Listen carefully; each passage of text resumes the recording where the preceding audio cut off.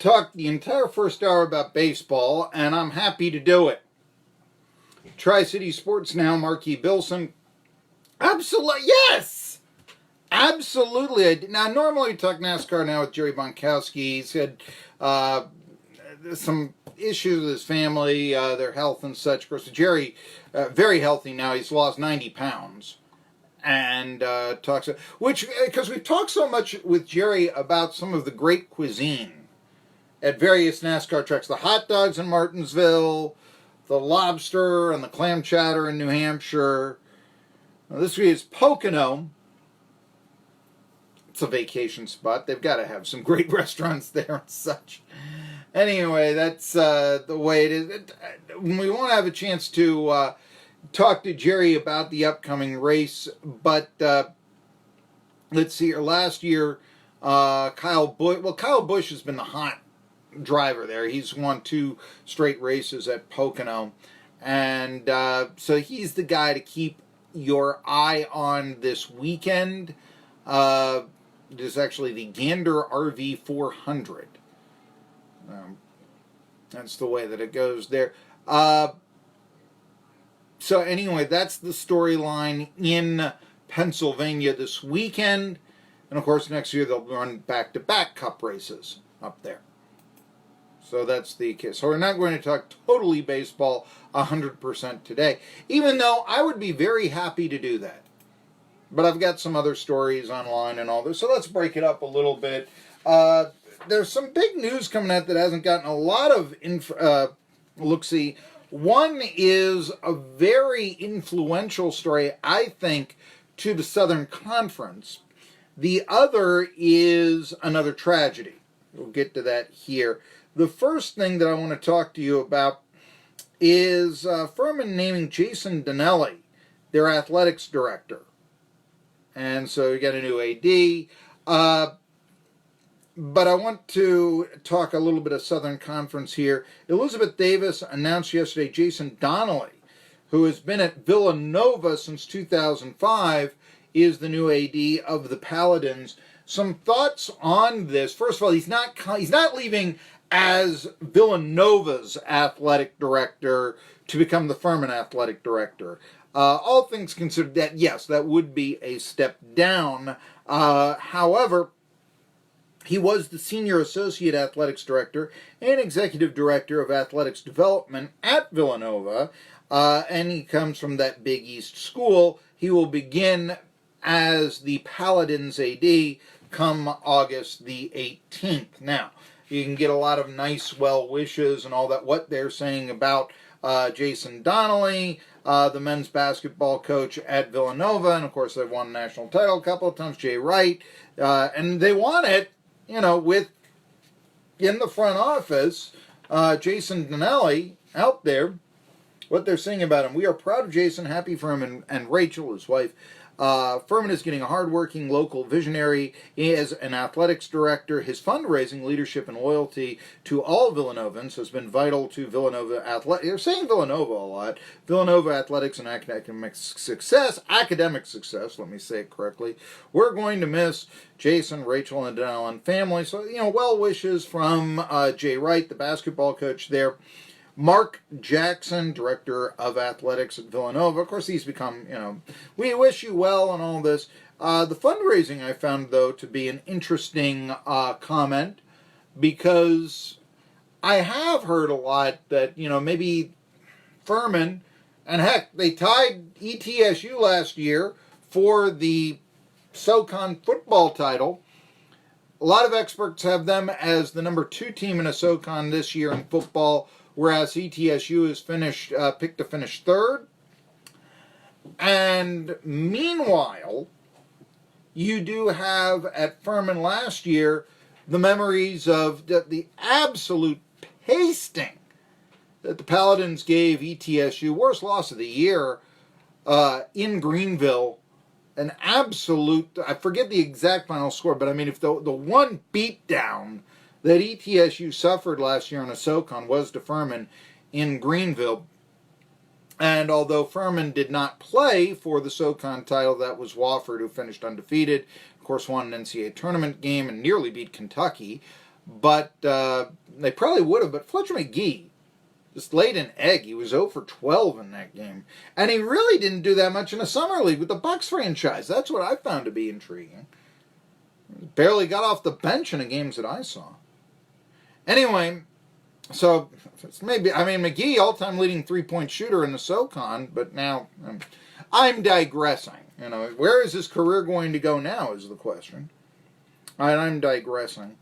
But what I look at is does Furman an AD from a basketball school? And I really think that gives an indication of where not just Furman, but really the Southern Conference is going. We've talked about this, Jim Schaus inheriting the Southern Conference, and it had previously been making sort of the change ever since Appalachian State and Georgia Southern left. This from more football, where it's now middle of the road FCS, to basketball, where you've had NET rankings suggesting that the Southern Conference could be on the cusp of becoming a top 10 basketball conference. Not there yet, but on the cusp. Excuse me, RPI ratings, not so much NET. Forgive me. RPI rating. NET had them still around 14, 15, that sort of thing. And that's now the official thing that they're using to, grade what the conferences are, grade what the team, NET, okay, whatever. But I thought that, coming from Villanova, yeah, that's a statement right there, that for which way Furman, and really the SoCon, I think, is going. So, there you go. Another reason to sort of validate that, by the way, speaking of mid-major, this is a story that I wanted to, let's see here. Now, this sounds so good. Here it is. Speaking of mid-major basketball, this doesn't really have any local effect, but it is kind of intriguing. Cleveland State, in the middle of the offseason, normally you don't wait this long, but Dennis Gates is their new basketball coach. He is a young up-and-comer. He comes from the Florida State Seminoles, and I mention that because Tennessee plays Florida State this year. So possibly, losing an assistant coach, whatever influence that's going to have, okay. But Cleveland State, kind of in that ETSU, that Southern Conference boat, Horizon Conference, he is, he comes in. Cleveland State had some success, back in the day under Kevin Mackey. That was about 30 years ago or so. Raleigh Massimino used to coach there as well. So, yeah, an up-and-comer from Florida State. Would that have any influence when Tennessee plays Florida State? Probably minimal, but there you go. You might also remember Dennis Gates, the new Cleveland State Vikings coach, as a former star at Cal, where the Golden Bears, the Chicago native from 1999 to 2001, helped lead Berkeley to an 83-46 record in those 320 victory seasons. Okay, so that's the other mid-major note of the day. The other thing, though, that I wanted to mention regarding the Southern Conference and mid-major basketball, and really mid-major sports, there was the press release coming from the SoCon during media days that we've got a new TV contract. And we've got this schedule with Nexstar.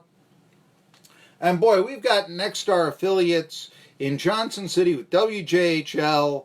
And we've got them in Charleston. And we've got them in Lynchburg. And there's going to be a Southern Conference game of the week on TV that you can watch. Sounded real good. Oh, WJHL. But then you start thinking, wait a minute, where are you fitting that game in on the schedule? Because Saturday afternoon, WJHL, they're all about the SEC. 3:30 kickoff, SEC game of the week on CBS. And JHL also, owns what on my cable is channel 15, but I guess historically, the old WKPT, it's the ABC affiliate. Does it still have the call letters? Forgive me, I should know that and I don't. But they also own the ABC affiliate in the Tri-Cities. But the ABC affiliate, ABC has their own major college football broadcasts.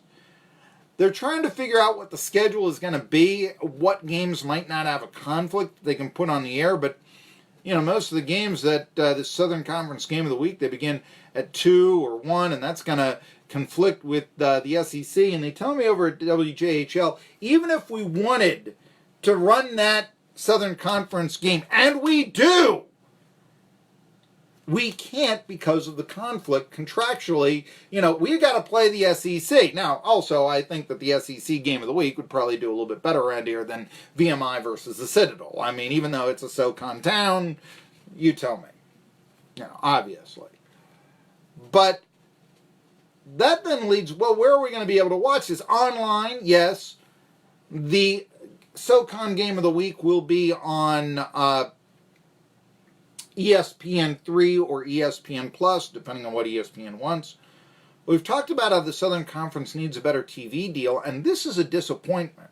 Now, I guess there is something of a snowball's chance that even though that somehow, you do sometimes see in this situation, and historically this has often happened where if there's a syndicated programming that knocks off a primetime show, sometimes they will give that primetime show to another station for what, if it's a very popular show and all this. I can remember back in this really dates me, but I can remember when I was a little boy in the 80s, North Carolina with Michael Jordan was playing #1 Virginia in basketball. And that was going to preempt Hill Street Blues, which was a crime drama of great note of the day. And, well, they weren't going to shelve in North Carolina Tar Heels Cavs, Michael Jordan, Sam Perkins against Otho Wilson, Ralph Sampson. They weren't going to shelve that for Hill Street Blues. So what they did is they said, okay, Sunday at 11:30, we're going to show this episode of Hill Street Blues. And this is before Hulu and the internet and all that. So, that's what they did. Now, if I did talk to the people at JHL, and there is the chance, I suppose, that we could have the broadcast. We could have a broadcast where we will be, taking that SoCon game to another station. But who do you put it on? That's the question. And what kind of a business arrangement does that happen? You're basically trying to sell that game to another station. And I don't know. Is CYB going to want it? They got Notre Dame. They got their own... Is, Holson Valley going to take that, put it on Meat TV or something like that? That seems to be, well, they don't have any money over there, do they? Or otherwise they'd still be running the ABC channel. What's going on? So that's one of the problems there right now. We may not get that SoCon Game of the Week here in the Tri-Cities. The people at JHL did reassure me, now we're still committed to the basketball games that we used to put on ABC on the weekends. That's where I saw ETSU get smashed by Furman last year, Okay. We still are, we are committed there. We want to be able to do this, but our commitments, ABC to the Big Ten and the Pac-12 and, their broadcast, as well as CBS, we got to be showing the SEC. So that's the thing about the SoCon. They mentioned this new TV deal, and it still now seems like it's going to be unsatisfying because it's with Nexstar.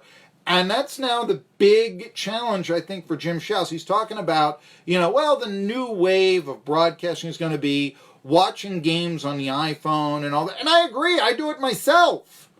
We do it now. It's not the future. It's here.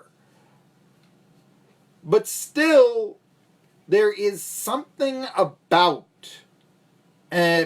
Sunday afternoon and you turn on the network and you watch the NFL. Saturday afternoon and you sit in the easy chair and you watch college football. That's still very big. And that's probably one of the main reasons why football is number one. And the fact that you won't be able to do that in the Tri-Cities this year, possibly, and it looks like probably, is a reason why I think the Southern Conference's football stock is falling. Used to be the top of the conference in the FCS. Now it's number 4. It is going to be a challenge for Jim Schesch. He's got to get a better TV deal. And, he's got to get more exposure for this league. He comes from the MAC, Ohio University.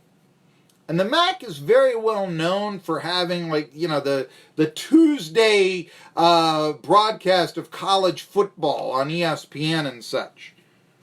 I can remember in the 80s when ETSU and Western Carolina played a Thursday game in prime time on ESPN. Admittedly, back in those days, ESPN did not have the programming contracts, nor did they even have anything other than the ESPN channel, but it was on all the cable. So the whole country could watch Western versus ETSU back now, when Bob Waters was the coach. So it was a while back.